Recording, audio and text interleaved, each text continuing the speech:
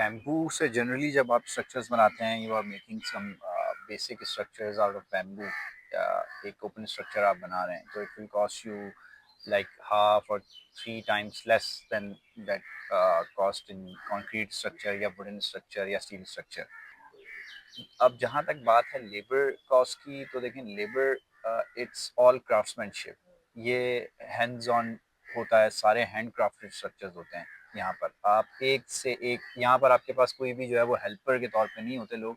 यहाँ आपके पास हर शख्स जो है वो क्राफ्ट्समैन होता है, जिसकी सारी जो नॉलेज होती है और जिसके थ्रू वो बना रहा होता है, क्योंकि यहाँ हर दूसरे एंड के ऊपर आपको जो है वो दिमाग लगाना है।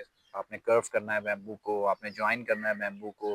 तो यहाँ पर जो है वो स्क्वायर या रेक्टेंगुलर शेप्स में आपके पास बैम्बू नहीं है ना ब्रिक्स हैं इस तरह की, तो आपके पास एक हॉलो, एक पोल लाइक स्ट्रक्चर है। It takes a lot of your समझें ब्रेन स्टॉर्मिंग बहुत ज़रूरी है इसके अंदर, बहुत चाहिए होती है, और आपकी मैथ्स में आपको बड़ा शार्प होने की ज़रूरत है, क्योंकि हर 2 पल के बाद आपको कैलकुलेशन करनी है चीज़ों की। लेकिन मास्टर क्राफ्ट्समैन जो हैं उनकी हमारे काम में कॉस्ट ज़्यादा है relative to concrete, क्योंकि लाइक ही जस्ट एक्सप्लेन कि इट्स नॉट एज सिंपल। लेकिन एक कंपैरिजन में एक पॉइंट जो है वो ये कि यूजुअली क्लाइंट्स जो हैं वो इस तरह कंपेयर करते हैं कि वो कंपेयर करते हैं कि वो उनको चाहिए एक बहुत ज़बरदस्त वाली का structure, right? But then when they get to hear the cost they like oh इससे तो मैं कंक्रीट में कुछ बन जाएगा। तो कंक्रीट में बनेगा तो, लेकिन क्या बनेगा, राइट? उसकी खासियत सिर्फ ये होगी कि वो कंक्रीट में है, बाकी उसमें कोई खासियत नहीं होगी, राइट?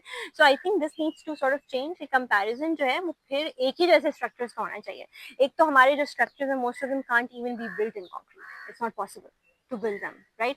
सो एक तो वहाँ कंपैरिजन बनता ही नहीं, और अगर कोई ऐसा स्ट्रक्चर है जो बन भी सकता है तो फिर then you need to realise कि वो बिल्कुल सेम अगर वैसा उसमें बन रहा है तो फिर उसकी क्या प्राइस बन रही है। ये नहीं कि grey structure something like a 10 by 10 feet ugly room and you're comparing it with like something very beautiful, something handmade,